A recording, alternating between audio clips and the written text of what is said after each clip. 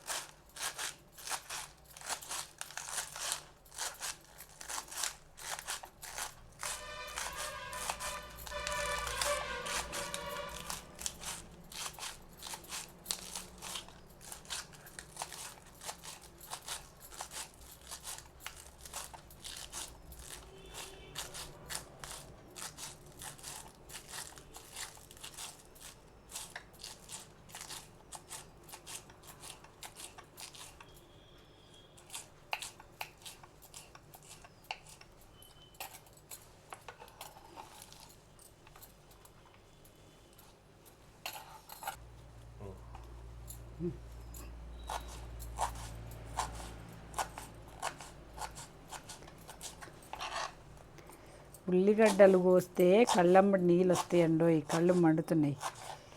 ఉల్లిగడ్డ అంటే పవర్ఫుల్. ఇవి కూడా వేసుకోవాలి, ఇవి పడేయకూడదండి. ఇవి కూడా వేస్తే చాలా టేస్టీగా ఉంటుంది అన్నమాట కూర. ఆపినవా? ఓకే.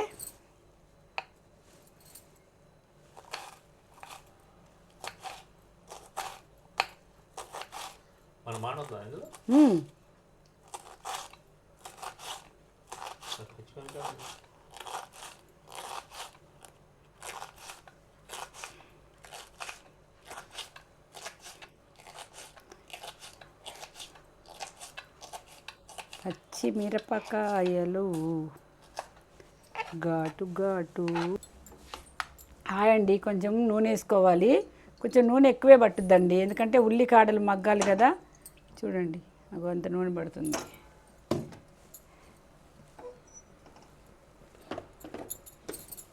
బంద్ చేయి.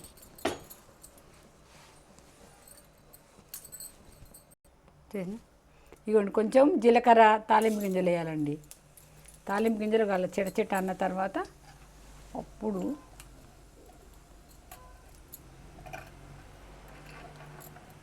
పచ్చిమిరపకాయలు.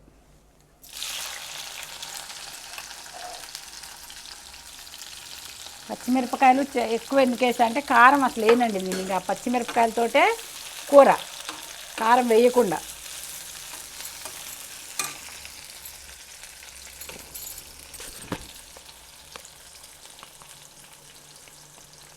కొంచెం పసుపు.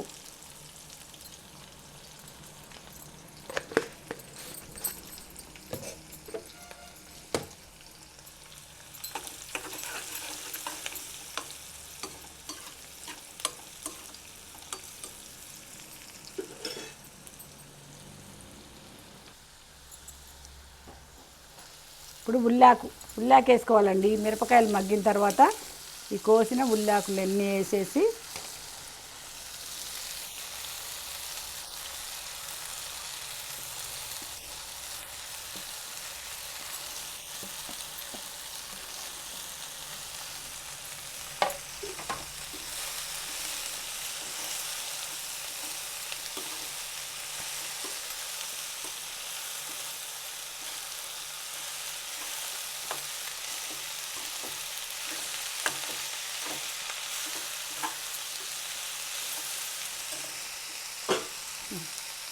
ఉల్లాకు మగ్గడానికి కొంచెం సాల్ట్ వేసుకోవాలండి. సాల్ట్ వేసుకుంటే దీంట్లో ఉన్న నీరు పోయి తొందరగా మగ్గుద్ది అన్నమాట ఉల్లాకు.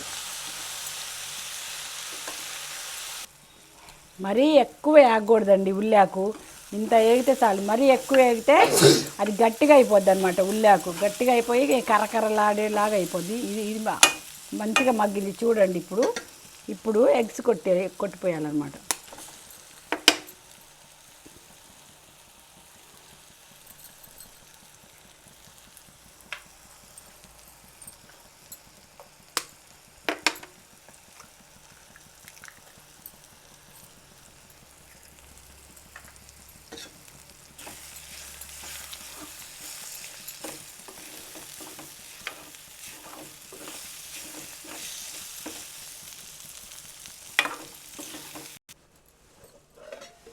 హాయ్ అండి.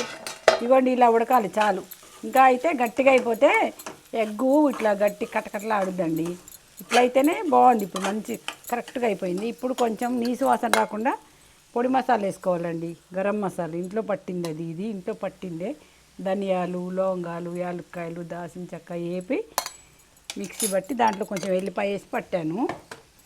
అది వేసుకోవాలి. వేసుకొని కలుపుకొని